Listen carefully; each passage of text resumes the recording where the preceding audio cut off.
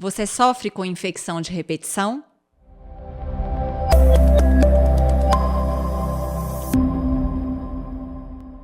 Meu nome é Renata Fontani, especialista em pele, e hoje nós vamos conversar com a doutora Carolina Lins, infectologista, e com o doutor Ricardo, infectologista e dermatologista. E a doutora Carolina vai explicar para a gente se tem alguma novidade no tratamento de infecções com repetições, aquelas que a gente fica ali tratando e volta, né? Talvez uma infecção urinária, uma infecção de pele. Existe alguma coisa que a gente pode fazer que é tão sofrido, né, Carol? Exato, Renata. Bem, essas são condições muito frequentes no consultório.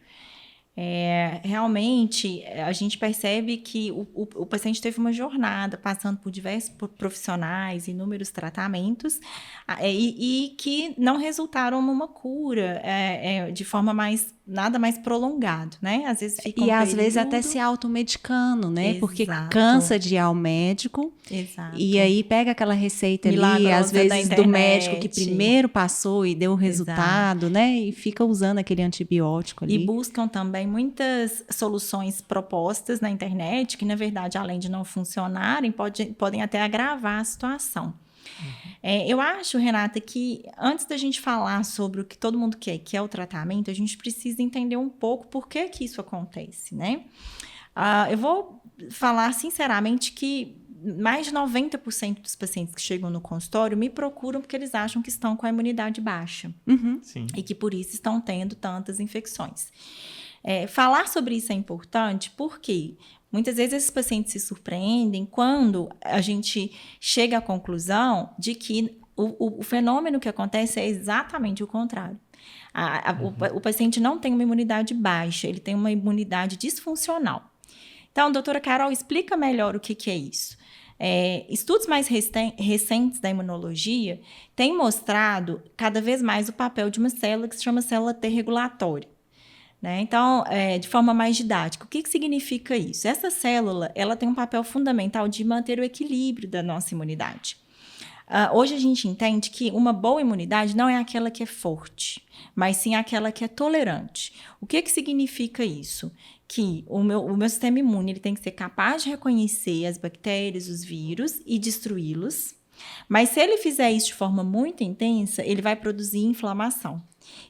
O que vai resultar nesses quadros de repetição.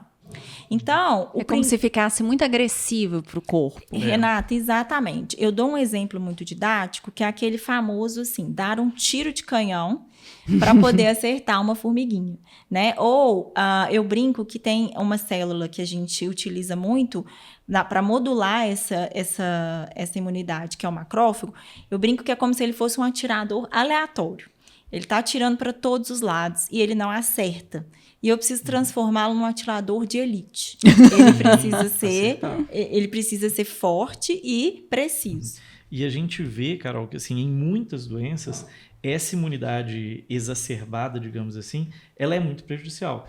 Um exemplo que a gente vê e que todo mundo viu muito nos últimos anos é o próprio Covid. Né? Assim, sim. Muito da piora dos pacientes do Covid não era pela ação direta do vírus, e sim pela sua resposta exagerada contra o vírus, que causava uma inflamação pulmonar intensa e piorava o quadro respiratório, por exemplo, dos pacientes. Né? Perfeito. É um exemplo também que a gente consegue associar muito àquilo que a gente vê no dia a dia, né, Carol? Assim, exato. É o que você falou, você dá um tiro de canhão na formiguinha, vai matar a formiguinha. Só que vai destruir tudo do lado. O resto, né? Entendeu? Assim, e às vezes esse estrago do lado é muito grande e pode ser prejudicial para o próprio paciente. E né? muitas vezes o paciente, né, a gente mesmo, no intuito de achar que a imunidade está muito baixa, começa a tomar várias vitaminas, né? Entrar na internet, exato. tomar coisas que aumentam a imunidade, E fazer shots, né? E para a grande maioria das pessoas, a imunidade vai ser bem regulada. Elas não vão ser uma infecção de repetição. Exato. Né? Assim, a maioria das pessoas tem um quadro infeccioso que ele vai conseguir ser tratado de forma tradicional. Mas o grande problema são esses indivíduos que começam a ter ciclos repetitivos, né, Carol? Exatamente. E que são muito comuns, em especial a gente vê muito na prática clínica, né? Assim, quando a gente pensa no ambulatório da infecto, isso é bem frequente. A gente vê muito, por exemplo, sinusite de repetição. A gente vê muita erisipela, infecção de pele de repetição. A gente vê muito herpes de repetição. A gente vê muita infecção urinária de repetição.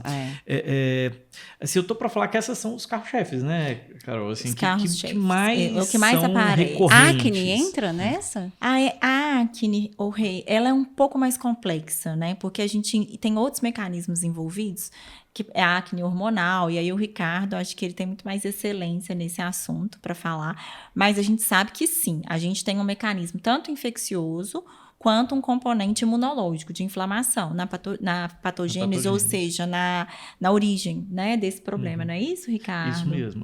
Você tem uma hiperprodução, vamos dizer assim, do sebo, você tem uma resposta inflamatória exagerada do organismo da pessoa, mas você tem a participação de micro-organismos associados. Então, pensando nessa participação dos micro-organismos, você pode ter tratamentos associados a essa questão infecciosa que levam à melhora do quadro de acne. Exato. E assim, o que fazer? Como O paciente chegou, já fez essa jornada toda, passou por vários médicos, medicou em casa, usou o Dr. Google, usou o ChatGPT, a inteligência artificial e nada deu certo. O que fazer? O que fazer? É uma ótima pergunta. A primeira coisa, eu acho que a gente precisa sempre revisitar o diagnóstico. Né, Ricardo? Diante de um quadro que não vai bem ou que não evolui conforme esperado, a primeira coisa que eu preciso saber, eu estou tratando a coisa certa? Porque assim, Renata, vamos colocar o caso das mulheres, com candidíase, com vaginose. Sim, a gente esqueceu da candidíase, que é muito comum também, né? E aí, o que é fundamental que o nosso corpo naturalmente produz e que vai ajudar a combater a cândida? O estrógeno. Né? Por quê? Porque a gente precisa dele para colocar a glicose dentro da célula, a qual os lactobacilos vão utilizar para fermentar, produzir ácido lático, deixar o ambiente da vagina ácido e matar a cândida. Então, eu te pergunto, adianta eu ficar entupindo a pessoa de remédio, tratamentos, sendo que eu não resolvo o problema da falta de estrógeno? Então, muitas vezes, o problema daquela mulher chama-se menopausa, que vai causar também a outra situação, infecção urinária. Então, muitas vezes, essa mulher sequer tem infecção. O que ela acha que é a infecção de repetição, na verdade, é uma síndrome uretral, que é caracterizada por um desconforto na uretra, como se fosse uma infecção, mas causado pela atrofia das células, pela ausência de hormônio. Então, a primeira coisa que a gente precisa fazer é um estudo bem detalhado dessa mulher para entender o que está acontecendo. Né? Eu estou realmente diante de uma infecção, eu tenho outras causas que contribuem, né? Então, às vezes, a pessoa tem um refluxo da urina, ela tem uma retenção da urina, que é um meio de cultura, né? Ali, a urina tá ali parada. Vai adiantar eu ficar fazendo inúmeros tratamentos, dando antibióticos, se eu não resolver esse problema.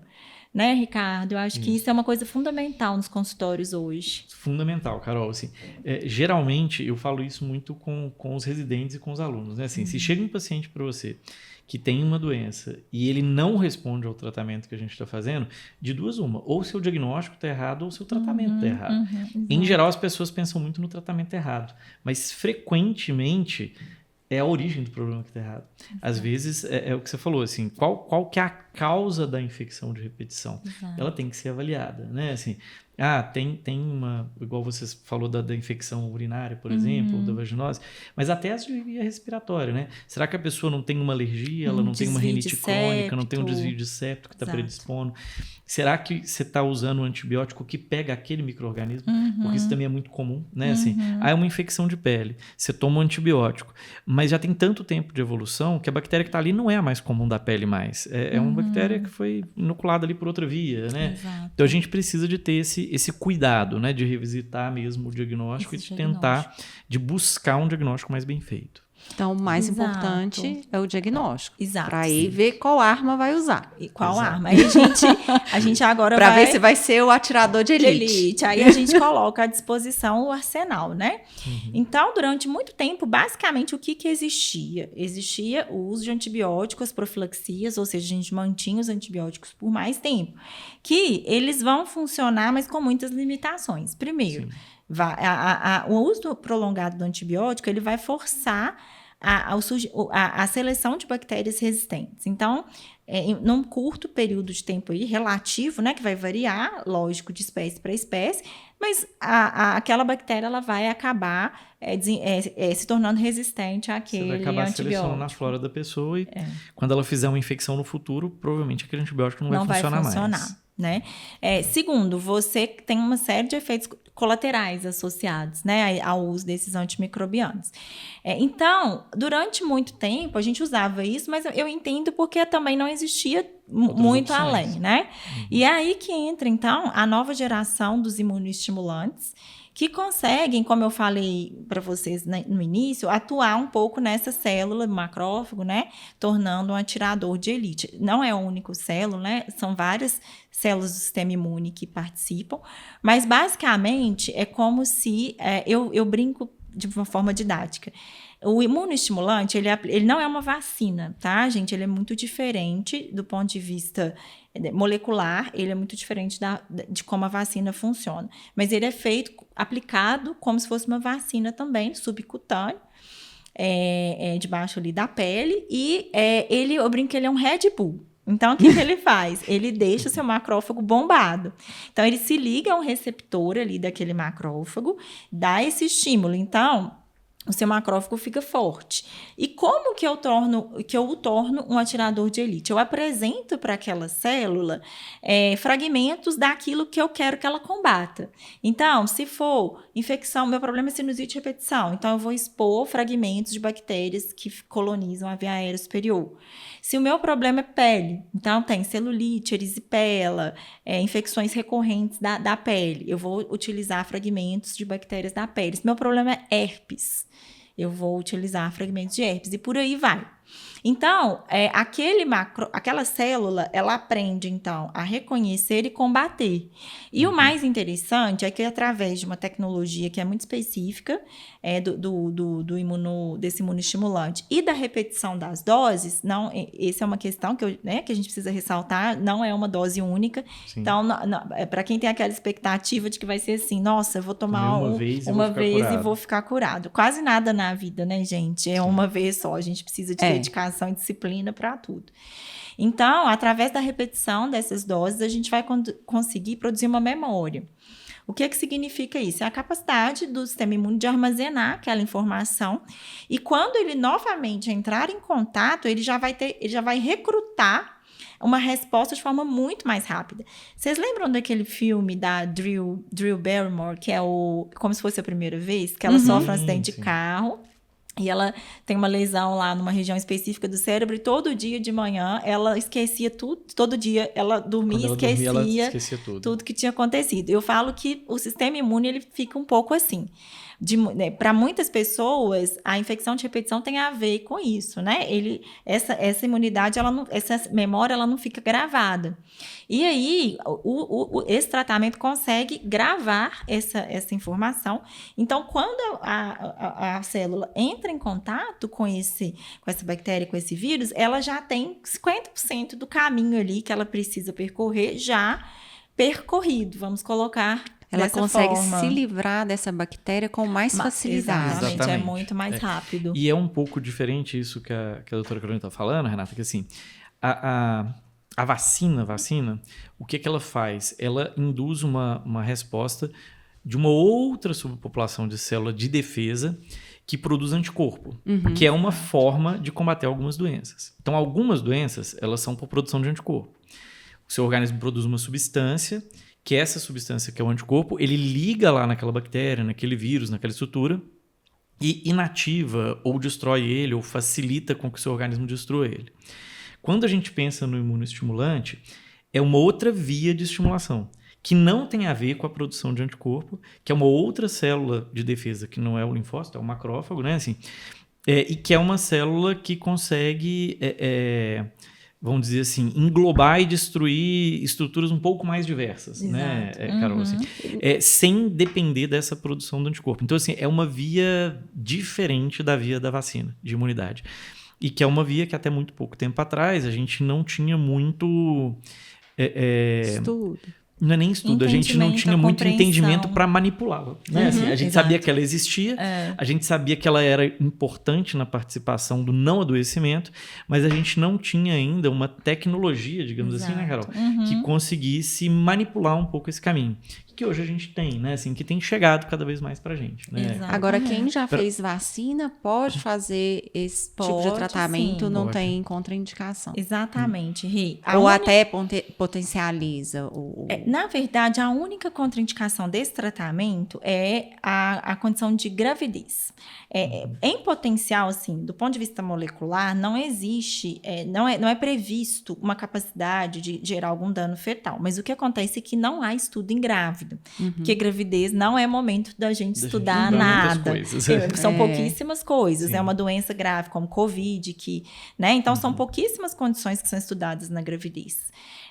Então, há uma recomendação de se interromper caso a mulher fique gestante e depois é optado por continuar o tratamento. Mas fora isso, não tem doenças que contraindiquem. É muito interessante que, pelo mecanismo de ação, as reações alérgicas e adversas são raríssimas, porque não induz essa via. Então, é um tratamento que tem revolucionado o controle dessas condições e tem resgatado e trazido muita qualidade de vida para os doentes. E como que é essa medicação? Como que é administrada essa medicação? Olha, isso é um tratamento médico. Então, ele não está disponível numa farmácia. Falar assim, eu vou lá pegar uma receita. Não, é porque existe uma legislação no Brasil, né, que os imunoestimulantes eles precisam ser aplicados em ambiente supervisionado por um médico. Então, é um tratamento médico. E aí, as pessoas que quiserem buscar, elas vão procurar os profissionais que utilizam e que estão capacitados. Então, hoje a gente tem imunologistas, infectos, alguns ginecologistas também têm procurado essa ferramenta. Enfim, então, né, eu acho que as boas palavras para perguntar assim, no Google, né, é treinamento de antígeno, treinamento de imunidade, imunoterapia.